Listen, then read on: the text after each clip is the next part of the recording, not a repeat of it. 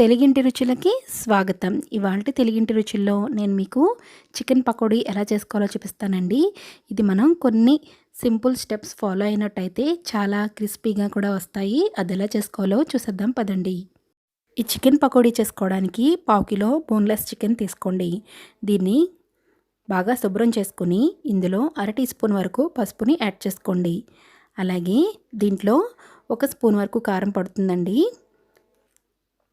చూసారు కదా, 1 స్పూన్ కారం కూడా యాడ్ చేసేసుకోండి. అలాగే అర teaspoon ginger garlic paste, 1 spoon chicken మసాలాను యాడ్ చేసుకుని దీన్ని బాగా కలుపుకొని గంట పాటు మూత పెట్టుకుని ఫ్రిడ్జ్లో పెట్టుకోండి.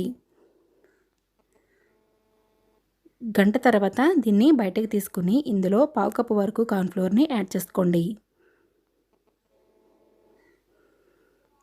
అలాగే 2 నుంచి 3 స్పూన్ వరకు ఆయిల్ని కూడా యాడ్ చేసుకోండి. ఈ ఆయిల్ వేయడం వల్ల మనకి కార్న్ఫ్లోర్ అనేది కలపడం ఈజీ అవుతుందండి చికెన్కి పట్టేలాగా. లేదంటే కొంచెం గట్టిగా ఉంటుంది, కలపడానికి కష్టం కూడా. చూసారు కదా, ఈ విధంగా కలుపుకొని పక్కన పెట్టుకోండి. ఇప్పుడు స్టవ్ ఆన్ చేసి ప్యాన్ పెట్టుకొని డీప్ ఫ్రైకి సరిపడా ఆయిల్ వేసుకొని అది వేడైన తర్వాత ఇందులో మనం మ్యారినేషన్ చేసి పక్కన పెట్టుకున్న ఈ చికెన్ని స్పూన్తో కానీ చేత్తో కానీ ఇలా ఒక్కొక్కటిగా వేసుకుంటూ నెమ్మదిగా అన్ని పీసుల్ని వేసుకోండి. ఇదే విధంగా మొత్తం పీసులన్నీ ఆయిల్లో జాగ్రత్తగా వేసుకోండి. ఈ ప్రాసెస్ జరుగుతున్నంతసేపు మనకి ఫస్ట్ 5 నిమిషాలు హై ఫ్లేమ్లోనే పెట్టుకోవాలండి. చూడండి, ఈ విధంగా మొత్తం పీసులన్నీ వేసుకోండి. జాగ్రత్తగా ఫస్ట్ 5 నిమిషాలు మాత్రం హై ఫ్లేమ్లో పెట్టి వేయించుకోండి.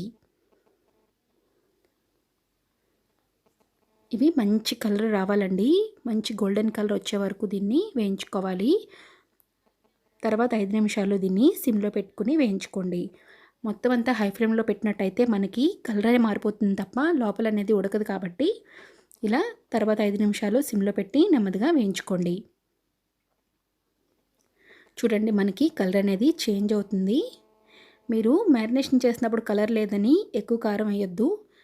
మనకి ఫ్రై అయినప్పుడు కలర్ వచ్చేస్తుంది కాబట్టి అసలు కారం అనేది తగ్గించుకోవడమే మంచిది.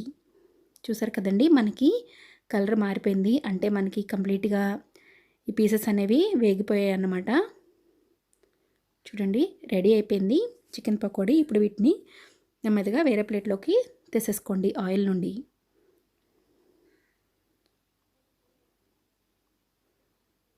చూసారు కదా, చికెన్ పకోడీ ఎలా చేసుకోవాలో ఇలాగే మిగతా పీసులు కూడా వేసుకుని నేను చెప్పిన టిప్స్తోనే మీరు జాగ్రత్తగా వీటిని హై ఫ్లేమ్లోని తర్వాత లో ఫ్లేమ్లోని వేయించుకోండి. మనకి చాలా క్రిస్పీగా కుదురుతాయండి చికెన్ పకోడీ అనేది. లోపల కూడా చాలా బాగా కుక్ అయ్యి చాలా క్రిస్పీగా వచ్చింది చికెన్ పకోడీ. మీరు కూడా ట్రై చేసి ఎలా ఉందో నాకు కామెంట్లో చెప్పండి. అలాగే ఈ వీడియో మీద మీకు ఎలాంటి డౌట్స్ ఉన్నా నన్ను కామెంట్లో అడగొచ్చు. అలాగే మీకు ఈ వీడియో నచ్చినట్టయితే కనుక like, share and subscribe to తెలుగింటి రుచులు.